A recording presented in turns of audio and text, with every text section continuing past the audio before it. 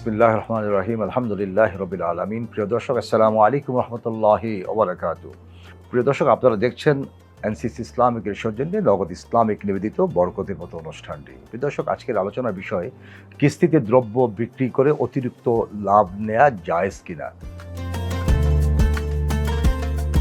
প্রিয় দর্শক, এটি ব্যবসার সাথে সম্পৃক্ত। ব্যবসা, ইসলাম অনুমোদন দিয়েছে ব্যবসাকে, এবং ব্যবসায়ীদের মর্যাদা, তার ডিগনিটি, তার সম্মান, তার অনার ইসলাম অনেক অনেক বাড়িয়ে দিয়েছে সঙ্গত কারণে।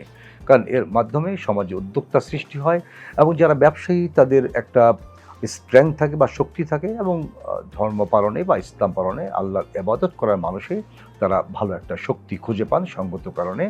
প্রিয় দর্শক, যদি কোনো দ্রব্যের দাম ফিক্সড করা হয়, ফিক্সড করার পরে যদি সেখানে সময় দেয়া হয় সে দ্রব্যের দাম পরিশোধ করণার্থে, সেটি ইসলাম অনুমোদন করেছে। কিন্তু যদি এমনটি হয় যে কিস্তি করার কারণে অথবা সময় বাড়িয়ে দেওয়ার কারণে দ্রব্যের দাম বেড়ে যাবে, সেটি ইসলাম অনুমোদন করেনি। ইসলাম প্রথমে যে কাজটা আমাদের করতে বলেছে সেটি হচ্ছে যে দ্রব্যের দাম তোমরা ফিক্সড করো, এবং এটা যদি কেউ নগদে আদায় করে আলহামদুলিল্লাহ, কেউ যদি বলে যে আমি 6 মাস পরে আদায় করবো, সেটাও আলহামদুলিল্লাহ, এবং একই দাম। এটি ইসলাম অনুমোদন করেছে, এটি ইসলামের জায়েজ, এতে কোনো সন্দেহ নেই।